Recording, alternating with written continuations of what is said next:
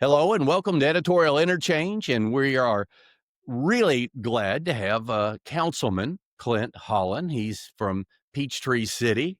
And I know Clint personally. I live in his jurisdiction. And some of the things that Clint has gone through has actually motivated me to actually run again for mayor of Peachtree City. So we'll talk a little bit about that. But first things first, Clint, one thing we love to do at Editorial Interchange is we love to ask the people we interview if they'd like to highlight a locally owned business in their community. Do you have somebody you'd like to give a shout out to? Well, certainly. First of all, hello, Steve. It's always good to do this kind of talk. And I've got two of them today that I'd like to highlight. Sure. There just happen to be places that my wife, Ann, and I like to go to. One of them is Why Nots. We tend to go there at least once a week, if not twice. Love the people there, like all the sports and stuff. But, there's a second one we like to go to for a quick dinner, and that Beef O'Brady. Know the people there. They know Ann and I, and it's always fun to go there and have something to eat because we get good service. And you know what? The food is damn good. Awesome. Well, great shout outs. And if you're in town in Peachtree City and you're looking for a place to eat, he's giving you two good ones. So Clint, let's talk about what motivated. Well, first of all, how long have you lived in Peachtree City? I bought this house that I'm living in 2019. Okay. And what motivated you to run for politics? Because it's not a job that a lot of people want to get in. So what was your motivating force there? I ran businesses for many years, 30 years. And I can tell you the skill set that you learn there is something that is easily translatable into the government with some modifications. But I got into this government stuff with a friend of mine, a very good, close friend of mine, Frank DiStadio. He came up to me one day and said, Clint, we'd like you to get on the comprehensive plan. This was, I believe, 2021. I've only been here 2 years. And he says, come on, I need your expertise. I said, okay. So I went on a comprehensive plan in 2021, which was developed in 22 and then sent to approved by the city council before I got on the city council. And it was a wonderful experience to see something like that, the government of the people and by the people. And I was one of the people that got asked to be on the committee. And I didn't get everything I wanted. We came up with a somewhat reasonable, comprehensive plan in 2022. And that's what got me involved. It was like I got bit. And I like that kind of be able to service your community and serve your community. And it's something I've never done. I've always been on the opposite side of running businesses and having people do the work. I've now flipped that, and I'm now the one who is serving all the citizens in this city. Public servant is kind of a phrase that's died away over the years. You're trying to bring it back, huh? Yes, I am. I see myself, hopefully the citizens will recognize this.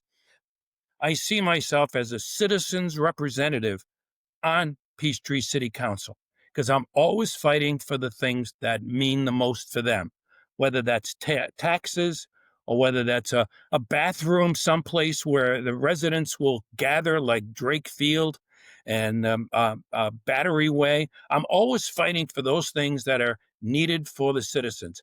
Some of them I get a little pushback on.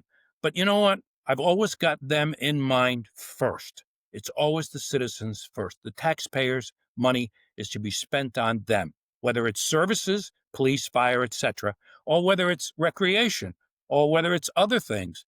They should always be first.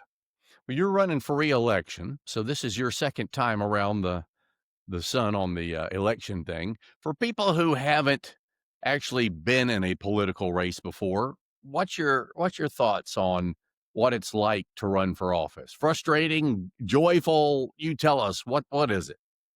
I've used the term, first of all, I've enjoyed serving. I have. Now, unfortunately, there is, let's just say, conflicts of interest or just not being able to agree on what to do has cost the city quite a bit of angst. But at the same time, I got a name for it, and I call being on city council is like being in blood sports, and because you really put your blood out there to serve the citizens. So sometimes you win, and sometimes you lose. But you know what? You give it 150% all the time, every day. And that's just me. That's the way I'm built. I can't do anything but 150%. You know, That's the reason why I love doing what I do.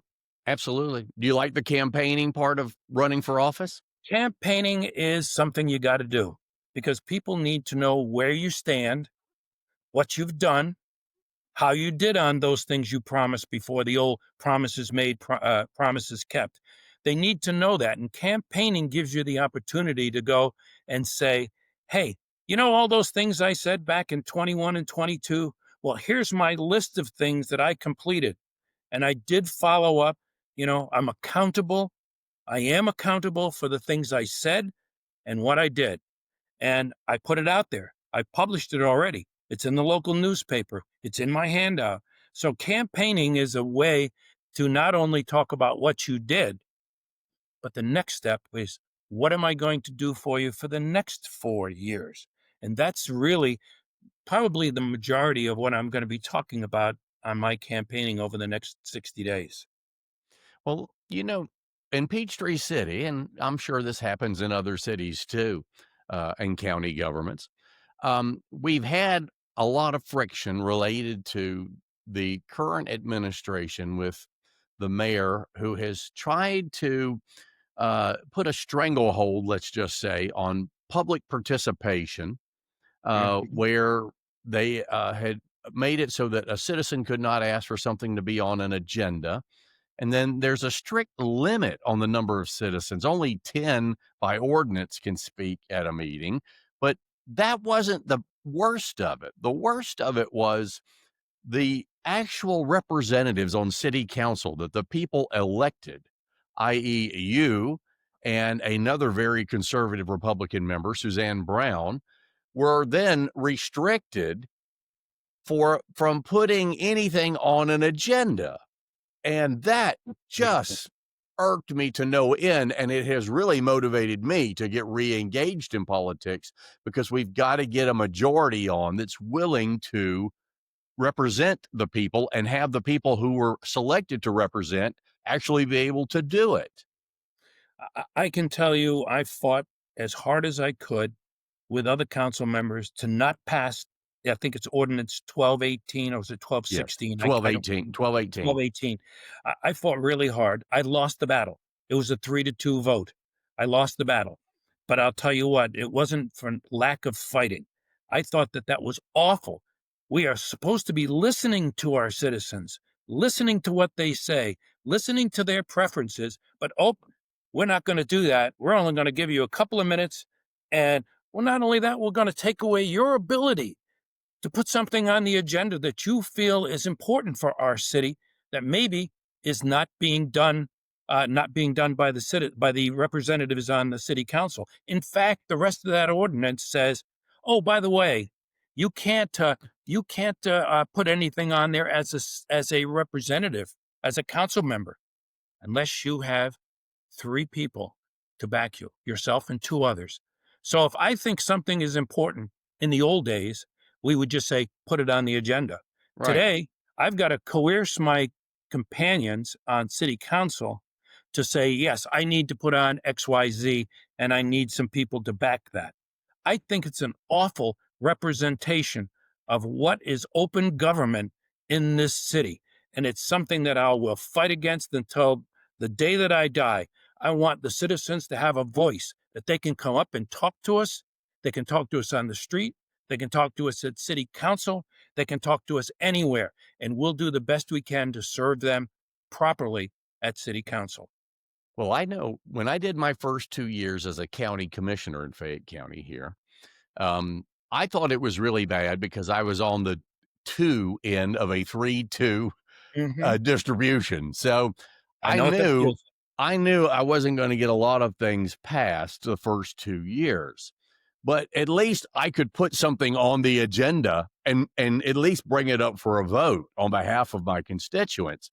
You all aren't even allowed to do that, and I have never seen such a draconian, more tyrannical form of government where you are restricted as a representative of the people, and the people in Peachtree City are elected at large.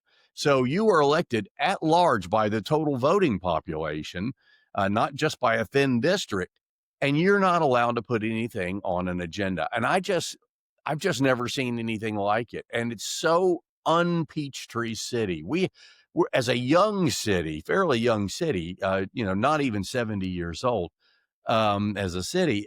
And here we are going from one of the most open governments in the state to literally shutting things down. We do not, at this time, under the ordinance that's available, we can't even allow them to get up and give a presentation of more than 3 minutes. Sometimes you have to say, may we go ahead and make a motion to give them more time? Probably half the time it's no, you're not going to get it. So unfortunately, citizens are not being represented by the city council because we're stifled in putting things on the agenda which will be in the best interest of our citizens and our taxpayers. And unfortunately, until we get that particular ordinance repealed, and by the way, I brought it up last time, and it's going on the agenda to be discussed again because maybe it's time to revise that ordinance, take it and roll it back to what it was before, which is one person, one city council member can put anything they want on the agenda, and any citizen can come to me or any of the other council members and ask them to put something on the agenda. Now we're starting to get to much more open government and a government that listens to the taxpayers and the citizens. Well, I know at your September 4th meeting, I was actually in attendance there, and we had an older gentleman who is a retired Army colonel. He was a grandfather. He was trying to help the local roller hockey league, and Mm-hmm. I think his grandson participates on it, and he was trying to organize some things and work with the city. And to what you had just said, he got up during the public comment section. He was one of the 10 people out of 40,000 who are allowed to speak. And I think it's kind of interesting, and I hope the people, I'm giving this as an illustration so the people of Peachtree City will know what actually happens, because so few people go to a city council meeting. But this nice gentleman who's trying to do nice things for kids in our community, and he's reading off of a piece of paper, and he's got to prepare remarks so he can get it into the 3-minute deadline. And he's 4 sentences short of finishing what he was going to say, and this loud alarm comes off. They have a big timer up on the screen, huge timer, and it counts down while you're talking, which is not a very nice way to do things. And No, the thing goes off and it says, your time is up, you need to sit down, and all this kind of stuff like this. And this computerized voice comes up and says, sit down, your time is up, and all this thing. And you desperately tried I did to try to get get the mayor to say, please, for goodness sake, let's okay. let this poor man finish. He's got a paragraph left. Let's And let what him finish. did she say, Steve? And she slammed you like a frying pan over somebody's head. I mean, she just like, no, we're not doing it. Absolutely not doing it. And For the I'm sake like, of 4 sentences, she yeah, shut him down. the total disregard for the citizens. That's what really irritates me, because we've never had that. I mean, Peachtree said we've had disagreements amongst politicians before, but we've never treated our citizens and our colleagues like that. It used to be, I can vote against your issue and you can vote against my issue. That's our prerogative, right? Mhm. Based on Yep. whatever we think. But not allowing me to put it on an agenda is just insane. But Well, anyway. let's hope with the hopefully new city council that's going to come in January, we can correct some of these issues. And I'm really would love to be there to be able to help and vote for those type of corrections. Well, I know too, one of the big battles that we've been having here as of late is on the budget for the fiscal year 2026. Mhm. You and Suzanne Brown have been the two that have taken a noble stand for the taxpayer and actually said, look, we are consistently over collecting tax revenue. The Mhm. projections are heavily underestimated.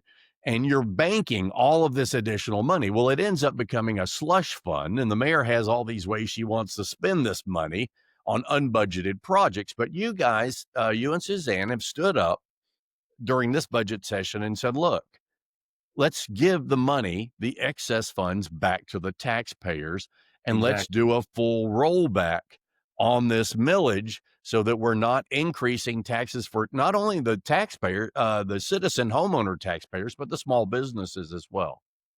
Exactly. And you heard me clearly at that meeting saying that I'm not against the budget, but what I wanted to do is, if the mayor had agreed, we definitely could have gotten a rollback, because I wanted the rollback, a full rollback, which I believe is would save everybody some money, and that includes homeowners and businesses. It would save them money, and I it was just nothing but a debacle. It went from saying, let's roll back. How often does that get done? Infrequently, every 6 years, maybe, if you're lucky. And I'm not asking it to be rolled back year in and year out. One time, roll it back. Give some give some money back out of this bloated amount of um, reserve. Right. $34.5 million we don't need. That's Right. the taxpayers' money. We're making interest on that. We're making about $1.7 million a year on the taxpayers' money that they gave us for taxes, because we've over collected on the amount of taxes over the years, and it just keeps building up and building up and building up. So to me, a rollback is just the beginning, because you really need to look inside the budget, pull it apart, analyze the parts of it. Are we doing some things within that budget that we really need to correct? In addition to that, in the meantime, as we do that, in addition to that, let's roll it back one time, a rollback completely, to give some relief to the taxpayers in this city. And we've looked at the budgets, you know, people who are interested in this subject. And, I will say I was going through with former council member Eric Imker, who's known as a budget, expert locally here on our budgets. And we were finding all kinds of bloated line items in that budget, massive contingency funds that didn't need to be there. And so hopefully you've got another meeting coming up this Thursday on the 18th. We And are prepared. okay, so you're going to have a robust discussion on the budget, You got it. and so you've got a proposal in hand. Is that what you're going to do? You're going to come to the meeting with a proposal that's an alternate to what was proposed before. Exactly. I think it's time for us to have cooler heads prevail. And the cooler heads, I'd like to be one of those, to say, here's what we can do where everybody can vote for it. Maybe reduce with certain cuts in certain areas, not services, but certain areas within the budget. Do a rollback. Everybody wins. The citizens win. The businesses win. The city council wins. And in particular, we've shown that we can compromise and come up with something that makes sense. I think that's the right track. Now let's Can't tell you more detail than that. That would not be right. well, that's okay. That's okay. Let me tell you. Let's talk about another issue here. The intersection of highways 54 and 74, the state routes for people who are not living in Peachtree City watching this interview. Highway 54 and 74 intersect in about the north-south dead center of Peachtree City, Mhm. and it has become an absolute traffic quagmire.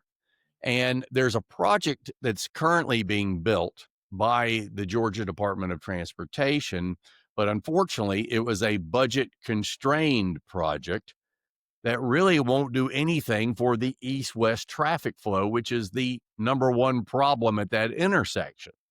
So, do you see we have any hope in future years of getting the right kind of project to solve that traffic gridlock? I really appreciate that particular question, Steve. It's right in my wheelhouse. I've been speaking about this since 2021 when I first got interested in running for politics. I'm saying, everybody knows I'm an engineer. Okay, that's right. Let's push that aside. Regardless of what I know, what I see is a problem on 54. I didn't see a problem on 74. I see the problem on 54. And I said to myself, how do you fix something that's so blatantly easy to fix as an engineer? I look at that and go, put a ramp over 74, fix the west side lights to get them sequenced, and my gosh, you've solved a a big part of the problem. Back in 21 and 22, when I was running, I was called a crackpot. Yeah, yeah. He's coming up with these. Peachtree City's not ready for this. You know what? The Peachtree citizens are ready for it. Well, I They could want to have that thing fixed. And what I it's going can to take is a consortium of not just Peachtree City, but the surrounding communities on 54. That's what we've got to get together. And GDOT is already talking about it, at least to me. They have spoken about that's a really next big step is the 54 overpass. well, I can attest that there's not a political conversation that I have in Peachtree City where the 54-74 intersection doesn't come up. So it is definitely on everybody's radar because nearly every person has to go through that intersection at least once a day, sometimes multiple times a day. And there's But listen, really, it used to be just morning drive time and evening drive time. Now it's all during the lunch period from like 11:30 to 2:30. There's rarely a time where you can get through there, easily now. So it's become critical. I'll tell you one last point on this. Let's just make sure because this podcast will be seen by a lot of people. Let's just make sure this isn't snap your fingers and get it done project. This is probably going to be, just in my opinion, a 7 to 10 year project. This is not going to get done right away because you've got to do engineering. You got to raise the funds. You've got to get all the right of ways correct. You got to deal with what we've already done with the displaced left hand turn. We've got to integrate that into this. You got to be able to fix the west side. You got traffic lights that got to be sequenced. You've got cuts on the sides of the roads in the west side that need to be looked at. I mean, this is a multi-use, multi-complex. I guess that's double saying it twice. It's a complex issue that needs to be looked at very carefully, and it's going to take some really good engineers to take a look at this thing and decide what is the right answer besides the overpass. How do we fix it, all of the stuff, so we can get constant flow through traffic going east and west on 54, which is the real reason we want to do that bridge over 74. Well, let me ask you this too, since you're running for reelection now. How do you differentiate yourself from your opponent in this election? I'm sure everyone knows I'm a very conservative individual, both fiscally and in policy. I've been a Republican since Ronald Reagan time of 1980, and I believed in his vision of the future because I was a young man then, and I believed in his vision of the future. I'm living that future right now, and I think the country is better. Yes, we've got some problems, but I think the country is better. Now, differentiating myself between myself and my opponent. Um, my opponent is what I would call a tax and spend Democrat. Uh, he is, in his own words, he's a registered Democrat in the state of Florida. And when you read some of the things that he says, he's wishy washy on fixing the traffic. He really doesn't have a good stance on what you do with apartments here. He's for them and he's against them. I mean, it appears that the the two stances of myself and my opponent is crystal clear. You know what you're going to get from me because I don't mince words. I put them out there. I'm very clear. I don't, I said no urbanization of this city, none. So what's that mean?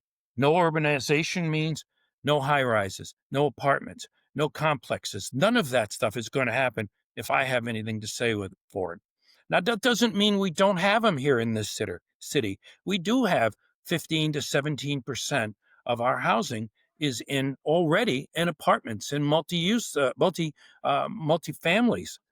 If you look at cities our size, we're actually ahead of those Yeah. averages. Averages of 14. We're at 16 and 17%. To me, we've done a good job in this city years ago, and we'll continue to do it on some of those issues which my opponent is a little wishy-washy on. And that's only just a couple of them. I'm not going to spend the afternoon Yeah. talking about, you know, Well, my opponent, other than I think I'm a very different kind of approach than he is. I think one of the biggest misnomers about the building all these multifamily housing complexes all over the place, all over the city, is that a lot of people think, our market is just Peachtree City or just Fayette County, but our market's from Noonan all the way to McDonough and north all the way to I-20. And that entire market that I just described is so overbuilt with multifamily housing complexes that in the slightest tick of the economy in the wrong direction, and you're going to have occupancy issues in all of those units. They're going to start throwing the rents down as far as they can get them because they're all owned by real estate investment trusts and they need the cash flow. And that causes disastrous problems Yeah, when you REITs, turn into a rent shopping mecca, and that's what we'll turn into. and you're absolutely right. I just came back from a conference here in about the GMA, the Georgia Municipal Association. I was selected to go to their Knox training, which is put out by the University of Georgia for executives in municipal government. And I was honored to be able to be chosen to do that. And there were people there from, let's just call it, areas close to where Peachtree City is, and they have admitted directly to me they've overbuilt the multi-family apartments, and now they're in trouble. They're in trouble with services. They're in trouble with schools. They're in trouble with traffic. Now they don't know what's going to happen if the economy crashes and all of a sudden these become low rent apartments. It's going to change the culture that they're trying to build in these communities surrounding Peachtree City. And one of them said to me, I wish we had watched what you guys had done at Peachtree City. You monitored it carefully. You grew only when necessary the multifamily, and you stopped. Yeah. And some of them now regret not stopping. They kept going and going, and now they're paying the price of that growth. They've got to figure out how they're going to deliver water and sewer and everything else, and police and fire and everything else, the services. Well, when you I start, just shake my head and say, look, we've been down the road. Take an example from Peachtree City. It's a well-run long term. Over the long term, it's been well run. We want to maintain that in this city, and that's the reason why I'm so involved in this now. I want to maintain that. I want to be able to someday leave as a city councilman and say, I did a good job. I maintained this city and with a quality of life that the citizens want and deserve.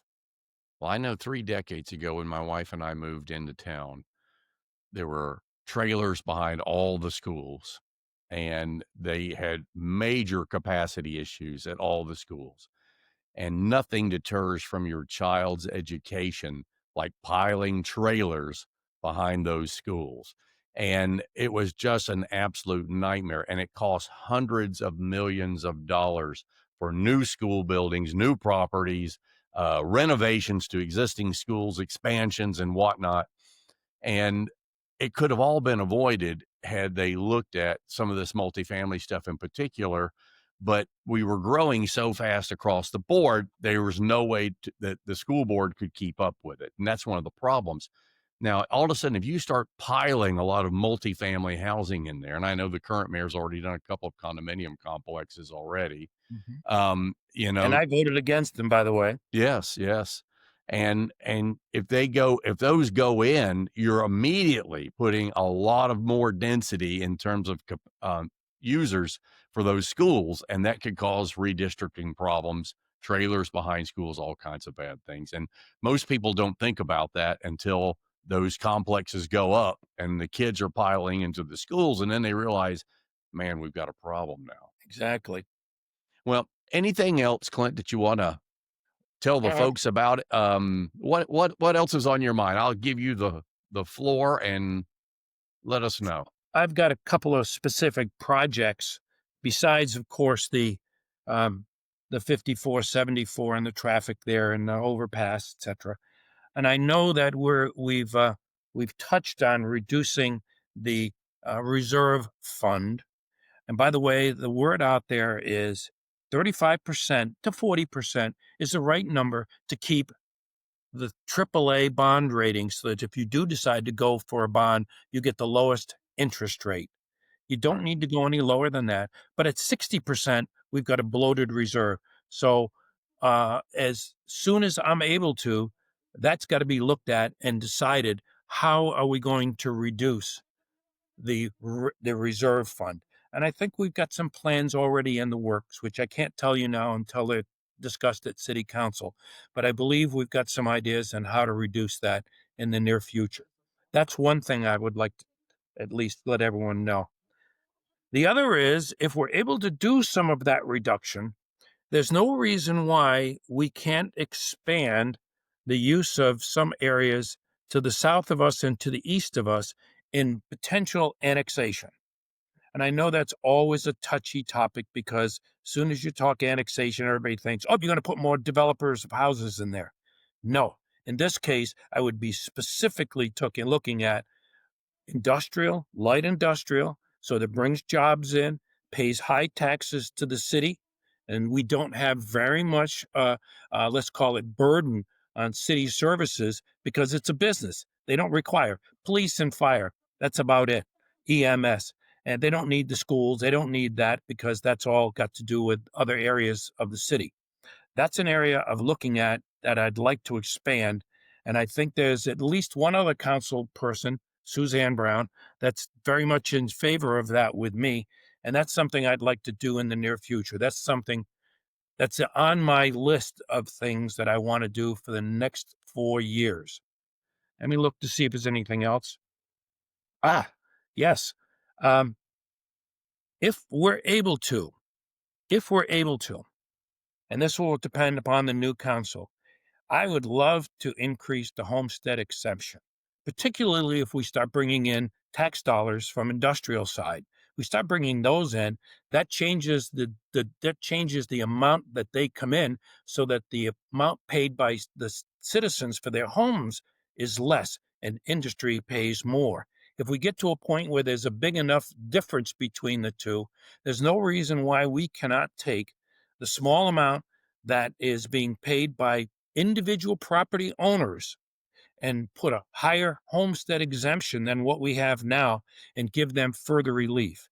It's going to help all of the residents, all of the taxpayers in this city, but it's all built upon doing appropriate and proper annexation and industrial growth in the city. And you know that my background is business, so to me, makes perfect sense to help the taxpayers in this city pay less taxes in the future. All right, my friend. I Anything else think that you that's wanted? I think that's it. You know, I could talk for hours. I'm sure you know that, but I don't want to at least get off without saying, the whole multi-use path or whatever they call it today, the cart path system throughout this city is not only a big drawing card for people moving into the city, but it's an area that we have to educate and patrol so that we don't get run off the road. We don't have accidents going on. We get the right type of vehicles that are on there that don't cause. We've had walkers come up to me and say, I won't walk on the cart paths because everybody's going so fast all the time on these new motorbikes. Um, that's an area that we really need to look into. And I know the transportation subcommittee we have, the TAG group, as we call them, I think is taking that into consideration. And I want to give them a shout out because they've done a good job so far. And I don't like to give too many shout outs, but they have showed me some of the things that they're going to be bringing to council to correct some of the things I just talked about on the cart paths. It's important for the citizens to have safety when they're walking on the cart paths. And I believe in that. One last one before I go. As a veteran, I have been, and my friend Frank DeStadio, who was a former councilman, we fought to get three three I would call them veterans holidays permanently on Peachtree City's agenda.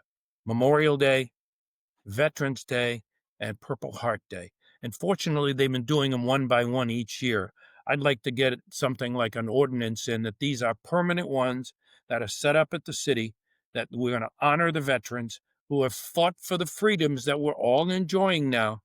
And I think on top of that, because we have a piece of a space in the old community garden on Kelly Green, I think it's time that we im take some of the potential budget money, if there is any, that to do this, is and elevate that to a memorial garden for the veterans, in addition to making it a nice area for people to go have lunches and sit out with their families and all of that. Right now, it's just an open piece of land.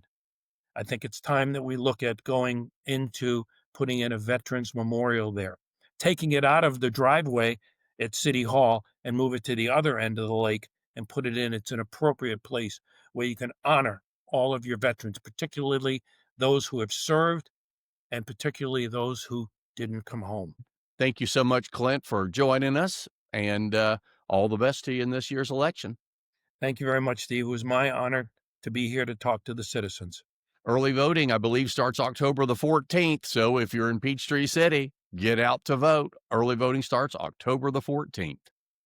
Thanks, Steve.